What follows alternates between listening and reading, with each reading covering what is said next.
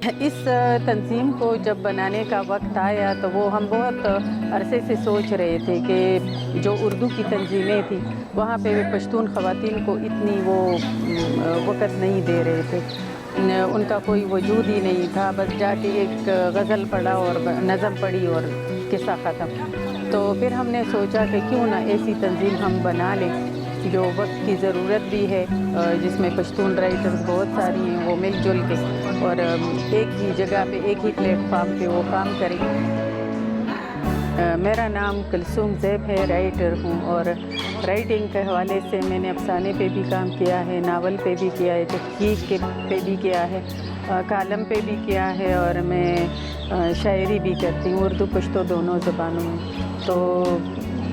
ہماری جو تنظیم ہے خویند ادبی لخکر خال، خال اس کا مخفف ہے، خویند سے خی، ادبی سے الف، لخکر سے لام، تو یہ خال بنا۔ تو اسی تنظیم کو ہم نے 2017 فروری میں ہم نے اس کو بنایا۔ میں اس کی بانی صدر ہوں، اور ہماری اپنی کابینہ ہے، ہماری ممبرشپ ہے، اور ان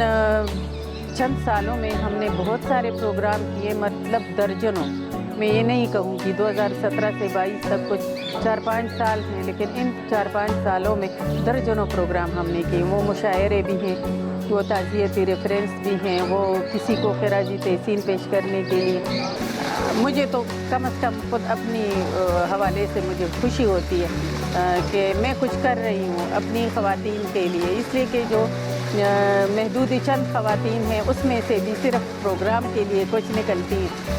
تقریباً بہت زیادہ خواتین ہیں جو لکھتی ہیں، لیکن وہ اپنے گھروں میں ہوتی ہیں، ان کو باہر نکلنے کی پرمیشن نہیں ملتی، صرف کتابیں ہی ان کے جو خاندان والے ہیں کتابیں چھاپتے ہیں، تو وہ بھی بڑی غنیمت ہے۔ تو اس حوالے سے پشتو زبان تو بہت ہی ایک